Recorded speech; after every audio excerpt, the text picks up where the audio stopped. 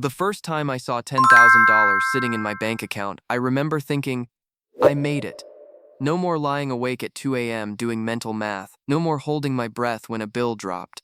Just peace. If you've ever crossed that $10,000 threshold, whether it took you 2 years or 2 decades, you know what I'm talking about. Something shifts. The future stops looking like a cliff edge and starts looking like open road.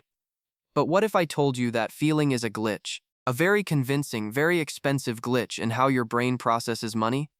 Because after 25 years studying personal finance, watching people build wealth and lose it, I can tell you this with complete confidence. $10,000 doesn't change your situation. It changes your perception of your situation. And that difference will either make you or quietly break you.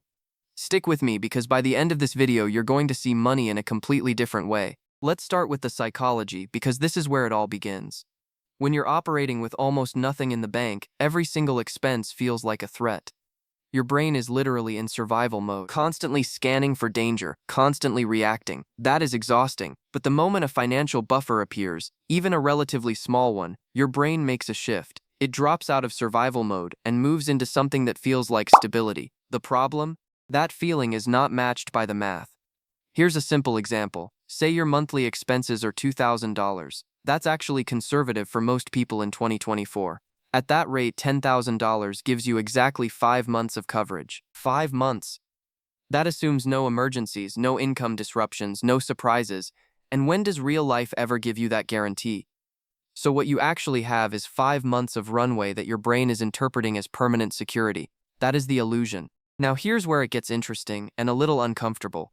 Because the illusion doesn't just sit there passively, it changes your behavior. And this is the part that almost nobody talks about. Once you hit that $10,000 mark, spending patterns start to shift. Not dramatically, that's what makes it so sneaky. Maybe you start ordering out a little more. Maybe you upgrade your living situation slightly. Maybe you stop watching your account as closely as you used to.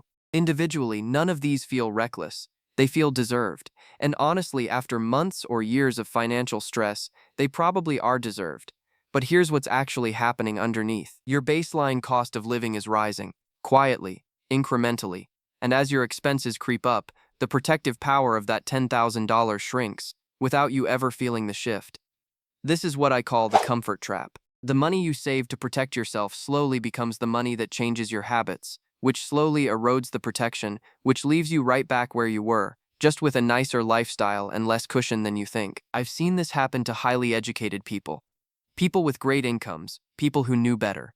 Because knowledge doesn't automatically override a feeling that powerful.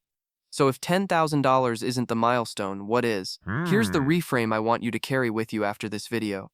Real financial stability isn't defined by a number. It's defined by a relationship. The relationship between your income, your expenses, and time.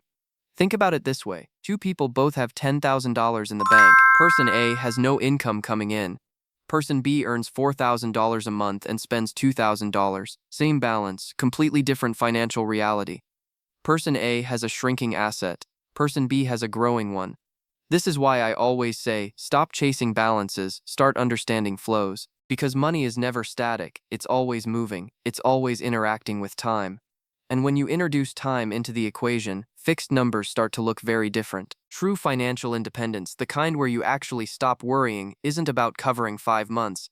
It's about creating systems that cover your life without relying entirely on your active labor. That requires one of two things: significantly larger capital, or income streams that continue generating returns whether you're working or not.